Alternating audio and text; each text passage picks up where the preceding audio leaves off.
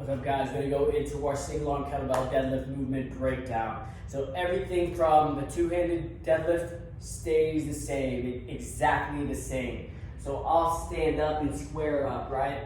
I'm relatively close to the bell. I don't like to deadlift super wide, especially with the single bell. So the bell's handle is slightly in front of my ankles. It's about mid-foot, but a little bit closer to my ankle side. I'll find a little bit of tone in my glutes, a little bit of tone in my midsection, and this is the amount of bend my spine is allowed to have, right? Everything else comes from the hips. I brace my trunk, and I reach my hips back. I'm gonna go through this in probably every single deadlift video that I do. So, yes, there's nothing really incredibly wrong with an anterior pelvic tilt. Everybody has a little bit of a tilted pelvis to a certain degree, but that's more of that lumbar extension. So that's this here.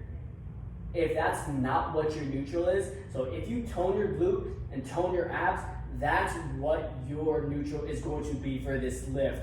Control it. Your ability to control staying in that position while you move your hips is what I'm looking for. I don't want to see before you initiate your lift. That is your low back doing the movement. Let your hips do the movement.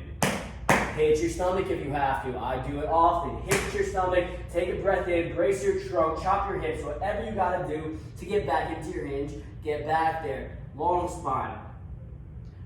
I like to put both hands on the bell first, and then I'll break it in half. I'll remove one hand and slide my arm over to center or opposite corner. Everything else in the deadlift stays the same. Push through the ground, stand tall. Reverse that movement. Stack. I think about clicking Legos together. So my hips, knees, ankles, shoulders, they all stack over one another as I lift.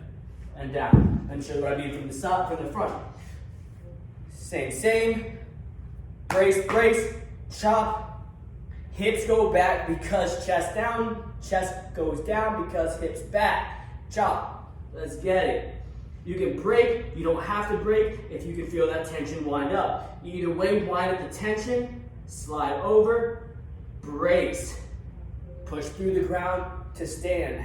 It's okay if the bell goes to that side. Don't try to keep it in the center. Let it go to that side.